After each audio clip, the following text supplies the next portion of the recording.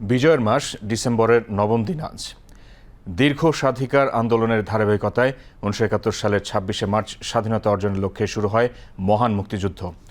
9 মাস সারা দেশে সর্বত্র চলে রক্তক্ষয়ী সংগ্রাম। লাখো শহীদের রক্তের বিনিময়ে অর্জিত হয় কাঙ্ক্ষিত স্বাধীনতা। 9 ডিসেম্বর মুক্তিযোদ্ধাদের মনোবল ভেঙে দেওয়ার উদ্দেশ্যে ইয়াহিয়ার অনুরোধে যুক্তরাষ্ট্রের প্রেসিডেন্ট নিক্সন তার 7ম নৌবহরকে বঙ্গোপসাগরের দিকে রওনা হতে আদেশ দেন। দিনার সুলতানার প্রতিবেদন। 9 ডিসেম্বর 1971। চারিদিকে শুধু পাকিস্তানি হানাদারদের পতনের খবর। এদিন থেকে মূলত বন্ধ হয়ে যায় হানাদার বাহিনীর ঢাকা থেকে বেরোবার সব পথ।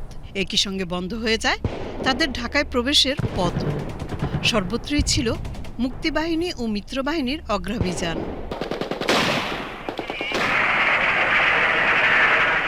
বীর দর্পে একে একে গাইবান্ধা, নেত্রকোনা, খুলনার কপিলমুনি, কুষ্টিয়ার কুমারখালী, কুমিল্লার দাউদকান্দি, ব্রাহ্মণবাড়িয়ার তিতাস, গাজীপুরের শ্রীপুর, চট্টগ্রামের হাটহাজারী সহ দেশের অধিকাংশ জেলায় বিজয় কেতন উড়িয়ে ঢাকামুখী হতে থাকে মুক্তিবাহিনী।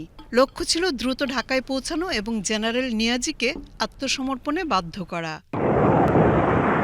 এই জায়গাগুলো যে মুক্তিবাহিনীর বিজয় এবং পাকিস্তানিদের পরাজয়, এটা পাকিস্তানিদের মনোবলের উপরও কিন্তু একটা নেতিবাচক প্রভাব ফেলেছিল। অন্যদিকে আমাদের মুক্তিবাহিনীকে পাকিস্তানিদের বিরুদ্ধে যে যুদ্ধ, সেই যুদ্ধে একটা নতুন প্রেরণা এটা আমাদেরকে দিয়েছিল, এতে কোনো সন্দেহ নেই। আর এই দিন বাংলাদেশের মুক্তিযুদ্ধের ইতিহাসে আরও একটা গুরুত্বপূর্ণ ঘটনা ঘটেছিল। সেটা হলো দিল্লিতে স্বাধীন বাংলাদেশের মিশন এই দিন খোলা হয়।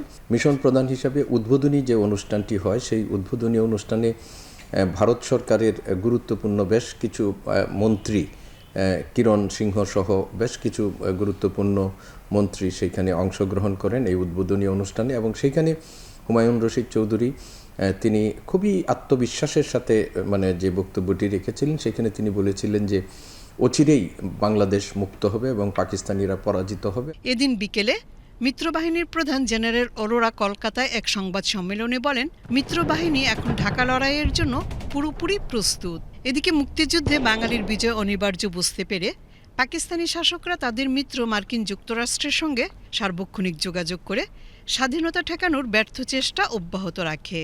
ইয়াহিয়ার অনুরোধে মার্কিন প্রেসিডেন্ট রিচার্ড নিক্সন 7ম নৌবহরকে বঙ্গোপসাগরে প্রেরণের নির্দেশ দেয়। এটার মূল লক্ষ্য ছিল যে মুক্তিযোদ্ধাদের মনোবলটাকে ভেঙে দেয়া এবং তাদের উপর একটা সামরিক চাপ তৈরি করা। তো শেষ পর্যন্ত তাদের এই প্রয়াসটি সফল হয়নি, যে কারণে যে রাশিয়া এবং ভারত এটার একটা পাল্টা ব্যবস্থা হিসাবে রাশিয়া তাদের সাবমেরিন, বঙ্গোপসাগরের উপকূলে সাবমেরিন এখানে এনে একটা পাল্টা ব্যবস্থাও তারা গ্রহণ করেছিল। ফলে শেষ পর্যন্ত 7ম নৌবহর আর এদিকে আসতে পারেনি। 9 তারিখ এটা একটা ঘটনাবহুল দিন আমাদের মুক্তিযুদ্ধের ইতিহাসে।